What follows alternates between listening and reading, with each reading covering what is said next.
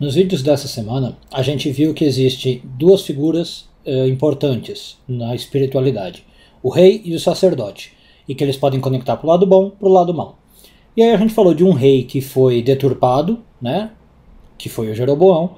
Ontem falamos de um sacerdote que fez o caminho oposto, foi para o lado bom também, foi para o lado positivo, desculpe, o Jeroboão para o lado negativo. E hoje nós vamos ver um rei que fez o contrário do Jeroboão, foi para o lado bom, o rei Davi. Eu sou Yair Alon e esse é o Zohar Diário.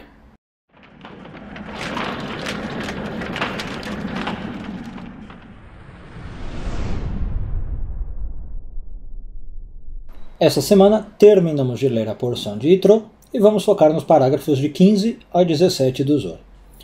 O Zohar conta para nós um pouquinho da história do rei Davi, né? A história dele é bastante longa, dá para ler no Tanakh, quem quiser, mas o Zohar aspecta para um fato, que é o seguinte: o rei Davi ele era muito preocupado em melhorar o mundo, né? Em fazer o seu tikkun, em termos cabalísticos, em trazer Deus para esse mundo.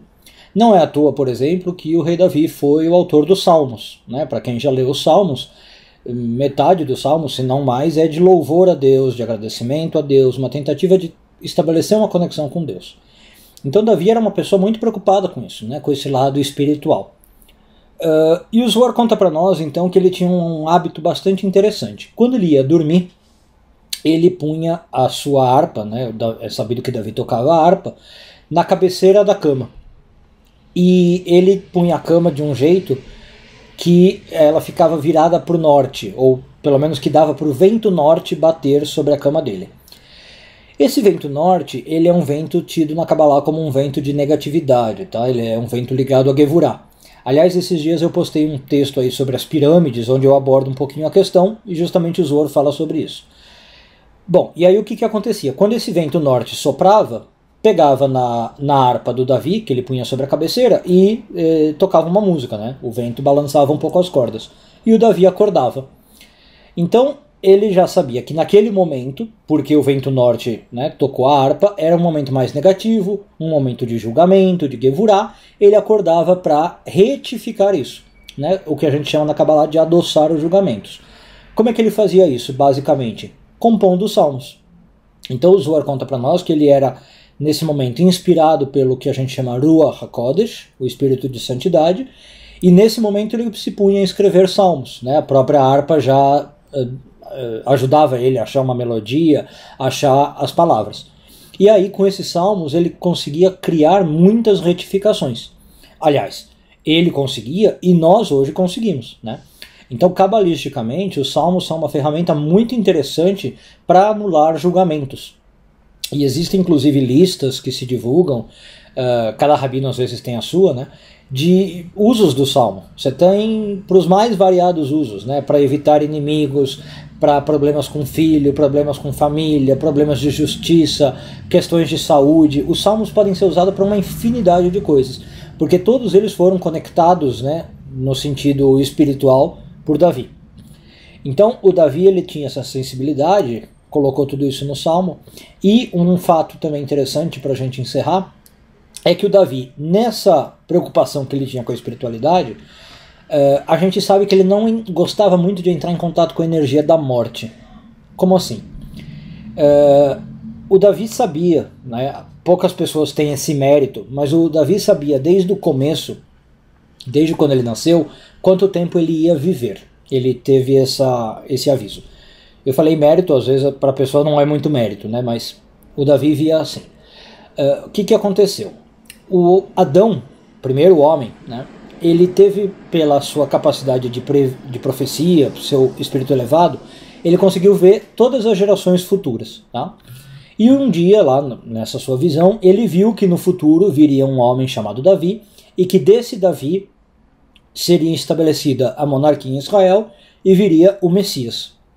Só que ele também viu, o Adão, que o Davi iria morrer no útero da mãe, no parto, ele não ia chegar a viver. E aí o Adão ficou preocupado, né? O Adão falou assim: nossa, mas se o cara de quem depende a redenção, de onde vai vir o Messias, vai morrer, o que a gente faz? E aí Adão conversa com Deus e pergunta se ele pode doar alguns anos de vida para o Davi. e Deus concorda, Deus aceita. Então a história conta que Adão ia viver 1000 anos, né? Ele deu 70 anos de vida para o Davi. Então, quando deu 930 anos, Adão morreu. E o Davi, então, quando nasce, anos depois, ele já sabia que ele ia morrer com 70 anos. Ele já sabia que tinha 70 anos de vida, também pelo seu espírito de profecia. Então, o que ele fazia? Né, uma das práticas que o Davi tinha. Ele tentava dormir o menos possível. Por 2 motivos. Primeiro, para poder aproveitar a vida, né? Porque de 70 anos, não sei se as estatísticas estão certas, mas tem alguns estudos que dizem que a gente dorme 1/3 da nossa vida. Então você imagina, uma pessoa que vive 70 anos, ele teria pelo menos 20 anos dormindo, né? E o Davi falou, eu não vou fazer isso. E, cabalisticamente, a gente sabe que a morte, ela é o sono é 1/60 da morte. Ele tem uma certa energia de conexão com a morte. Então o Davi queria evitar ao máximo isso. Ele dormia pouco. O Talmud conta para nós que ele dormia pelo tempo de 60 respirações menos uma de um cavalo. 59 respirações de um cavalo. Existe uma discordância sobre quanto tempo é isso, né? 40 minutos, 45 minutos, 1 hora, 1h30. Mas assim, fato é que ele não dormia mais de 2 horas por dia. Tá? Ele tinha um sono assim, tipo de um cavalo, nesse sentido, de 60 respirações, não mais do que 2 horas. E quando que ele acordava? Justamente como eu falei, quando esse vento norte batia, tocava na harpa dele, e aí era um sinal de que ele tinha então agora um tikkun para fazer. Estava um período de julgamento no mundo, o vento norte representa isso, então ele ia compor, ele ia fazer salmos, orações, júbilos para Deus, para poder adoçar essa energia. E graças a Deus nós temos esse legado até hoje, os salmos como uma ferramenta poderosa para a gente usar nas mais diversas situações. Um bom dia a todos, Shabbat Shalom.